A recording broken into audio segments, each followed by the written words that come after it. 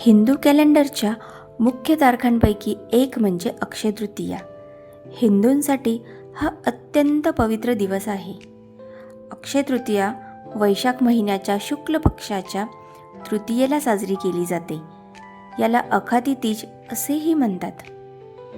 अक्षय म्हणजे जे कधीही संपत नाही आणि म्हणूनच असे म्हटले जाते की अक्षय तृतीया ही अशी तिथी आहे ज्यामध्ये सौभाग्य आणि शुभ परिणामांचा कधीही क्षय होत नाही. या दिवशी केलेले कार्य मनुष्याच्या जीवनात कधीही न संपणारे शुभ फल देते.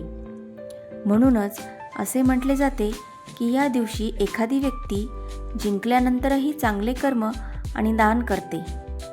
त्याचे शुभ परिणाम मोठ्या प्रमाणात मिळतात आणि शुभ परिणामांचा प्रवास कधीही संपत नाही. अक्षय तृतीया हा हिंदू धर्मात साजरा केला जाणारा अतिशय पवित्र सण आहे. सर्व हिंदू तो मोठ्या उत्साहाने साजरा करतात. हिंदू धर्मासोबतच अक्षय तृतीयेचा दिवस जैन धर्मासाठीही महत्त्वाचा आहे. अखाती तीजमागे अनेक हिंदू श्रद्धा आहेत. काही जण याचा संबंध भगवान विष्णूच्या जन्माशी जोडतात, तर काही जण भगवान श्रीकृष्णाच्या लीलाशी जोडतात. सर्व समजुती श्रद्धेशी संबंधित असण्यासोबतच खूप रोचक आहेत. हा दिवस पृथ्वीचे रक्षक भगवान विष्णू यांना समर्पित आहे. हिंदू धर्माच्या मान्यतेनुसार विष्णूने श्री परशुरामाच्या रूपात पृथ्वीवर अवतार घेतला होता. या दिवशी विष्णू 6व्यांदा परशुरामाच्या रूपात पृथ्वीवर अवतरले आणि म्हणूनच हा दिवस परशुरामाचा जन्मदिवस म्हणूनही साजरा केला जातो. धार्मिक मान्यतेनुसार त्रेता आणि द्वापर युगापर्यंत विष्णू पृथ्वीवर चिरंजीवी राहिले. परशुराम हे सप्तर्षींपैकी एक ऋषी जमदग्नी आणि रेणुका यांचे पुत्र होते. हे ब्राह्मण कुटुंबात जन्माला आले आणि म्हणूनच अक्षय तृतीया आणि परशुराम जयंती सर्व हिंदू मोठ्या थाटामाटात साजरी करतात. दुसऱ्या मान्यतेनुसार त्रेतायुगाच्या प्रारंभी पृथ्वीची सर्वात पवित्र मानली जाणारी गंगा नदी या दिवशी स्वर्गातून पृथ्वीवर आली होती. भगीरथाने गंगा नदी पृथ्वीवर आणली होती. या पवित्र नदीचे पृथ्वीवर आगमन झाल्याने या दिवसाचे पावित्र्य वाढते आणि म्हणूनच या दिवसाचा हिंदूंच्या पवित्र सणात समावेश होतो. या दिवशी पवित्र गंगा नदीत स्नान केल्याने व्यक्तीचे पापे नष्ट होतात. हा दिवस माता अन्नपूर्णा, स्वयंपाकघर आणि पाककलाची देवी यांचा वाढदिवस देखील मानला जातो. अक्षय तृतीयेच्या दिवशी आई अन्नपूर्णेचीही पूजा केली जाते आणि भंडारदारा भरून ठेवण्यासाठी आईकडून वरदान मागितले जाते. अन्नपूर्णेच्या पूजेने स्वयंपाकघर आणि जेवणाची चव वाढते. दक्षिणेकडील प्रांतात या दिवसाची वेगळीच ओळख आहे. त्यांच्या मते या दिवशी कुबेर यांनी शिवपुरम नावाच्या ठिकाणी त्यांची पूजा करून शिवाला प्रसन्न केले होते. कुबेराच्या तपश्चर्येने प्रसन्न होऊन शिवाने कुबेराला वरदान मागायला सांगितले. कुबेरांनी लक्ष्मीजींकडून आपली संपत्ती व संपत्ती परत मिळवण्यासाठी वरदान मागितले. तेव्हा शंकरजींनी कुबेराला लक्ष्मीची पूजा करण्याचा सल्ला दिला. म्हणूनच तेव्हापासून आजपर्यंत अक्षय तृतीयेला लक्ष्मीजींची पूजा केली जाते. लक्ष्मी ही विष्णूची पत्नी आहे. म्हणूनच लक्ष्मीची पूजा करण्यापूर्वी भगवान विष्णूची पूजा केली जाते. दक्षिणेला या दिवशी लक्ष्मी यंत्रमाची पूजा केली जाते, ज्यामध्ये विष्णू लक्ष्मीजींसोबत कुबेराचेही चित्र असते. महर्षी वेदव्यास यांनी अक्षय तृतीयेच्या दिवशी महाभारत लिहिण्यास सुरुवात केली. या दिवशी महाभारतातील युधिष्ठिराला अक्षयपत्र प्राप्त झाले होते. या अक्षयपात्राचे वैशिष्ट्य म्हणजे त्यातून अन्न कधीच संपत नाही. या पात्राद्वारे युधिष्ठिर आपल्या राज्यातील गरीब आणि भुकेल्या लोकांना अन्नदान करून मदत करत असे. या श्रद्धेच्या आधारावर या दिवशी केलेले दानाचे पुण्यही अक्षय मानले जाते. म्हणजेच या दिवशी मिळवलेले पुण्य कधीही संपत नाही. त्यामुळे वर्षानुवर्ष माणसाचे भाग्य वाढते.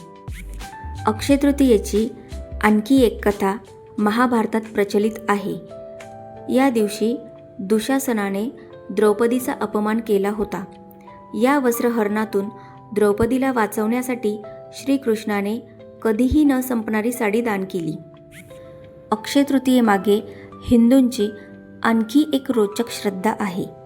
श्रीकृष्णाने पृथ्वीवर जन्म घेतला तेव्हा अक्षय तृतीयेच्या दिवशी त्यांचा गरीब मित्र सुदामा कृष्णाला भेटायला आला. कृष्णाला देण्यासाठी सुदामाकडे फक्त 4 तांदळाचे दाणे होते. तेच सुदामाने कृष्णाच्या चरणी अर्पण केले. पण आपला मित्र आणि सर्वांचे हृदय जाणणाऱ्या देवाने सर्व काही समजून घेऊन सुदामाचे दारिद्र्य दूर केले. त्याच्या झोपडीचे महालात रूपांतर केले आणि त्याला सर्व सुविधांनी परिपूर्ण केले. तेव्हापासून अक्षय तृतीयेला केलेल्या दानाचे महत्त्व वाढले आहे. या दिवशी भगवान विष्णू आणि लक्ष्मीच्या पूजेला महत्त्व आहे. या दिवशी भगवान विष्णूची पूजा केली जाते आणि विष्णूला तांदूळ अर्पण केल्याने विशेष फायदा होतो. पूजा केल्यानंतर त्यांना तुळशीच्या पानासह अन्न अर्पण केले जाते. सर्व विधी पूर्ण केल्यानंतर देवाची अगरबत्ती लावून आरती केली जाते. उन्हाळ्यात येणारे आंबे आणि चिंच देवाला अर्पण केले जातात आणि वर्षभर चांगले पीक आणि पावसासाठी आशीर्वाद मागितले जातात. अनेक ठिकाणी या दिवशी मातीची भांडी पाण्याने भरली जातात. कच्चा आंबा, चिंच आणि गूळ पाण्यात मिसळून देवतेला अर्पण केले जाते. चांगल्या हेतूने दिलेली प्रत्येक गोष्ट परोपकाराची पुण्य वाटते. या दिवशी तूप, साखर, धान्य, फळे, भाज्या, चिंच, कपडे, सोने आणि चांदी इत्यादींचे दान करावे. या दिवशी छोट्या दानाचेही खूप महत्त्व आहे. असे असले तरी एका रंजक मान्यतेनुसार अक्षय तृतीयेला इलेक्ट्रॉनिक्स वस्तू देण्याचेही महत्त्व आहे. या दिवशी अनेक लोक पंखे, कूलर इत्यादी दान करतात. किंबहुना हा सण उन्हाळ्याच्या दिवसात येतो, त्यामुळे उन्हापासून बचाव करण्यासाठी उपकरणे दान केल्यास त्याचा फायदा होतो आणि देणगीदारांना पुण्य प्राप्त होते असा विश्वास यामागे आहे. हा दिवस सर्व शुभ कार्यासाठी उत्तम आहे. अक्षय तृतीयेला लग्न करणे खूप शुभ मानले जाते. ज्याप्रमाणे या दिवशी केलेल्या दानाचे पुण्य कधीच संपत नाही, त्याचप्रमाणे रोजच्या लग्नातही पती पत्नीमधील प्रेम कधीच संपत नाही. या दिवशी लग्न झालेले लोक जन्मापर्यंत एकत्र नांदतात. लग्नाव्यतिरिक्त उपनयन सोहळा, घराचे उद्घाटन, नवीन व्यवसाय सुरू करणे, नवीन प्रकल्प सुरू करणे इत्यादी सर्व शुभ कार्ये देखील शुभ मानली जातात. या दिवशी अनेक जण सोने आणि दागिने खरेदी करतात. या दिवशी व्यवसाय इत्यादी सुरू केल्याने व्यक्तीला सदैव प्रगती मिळते आणि शुभ परिणाम दिवसेंदिवस वाढत जातात. अक्षय तृतीयेची कथा ऐकून विधीपूर्वक पूजा केल्याने भरपूर लाभ मिळतो. या कथेला पुराणातही महत्त्व आहे. जो कोणी ही कथा ऐकतो, पूजा करतो व दानधर्म करतो त्याला सर्व प्रकारचे सुख, धन, ऐश्वर, कीर्ती आणि वैभव प्राप्त होते.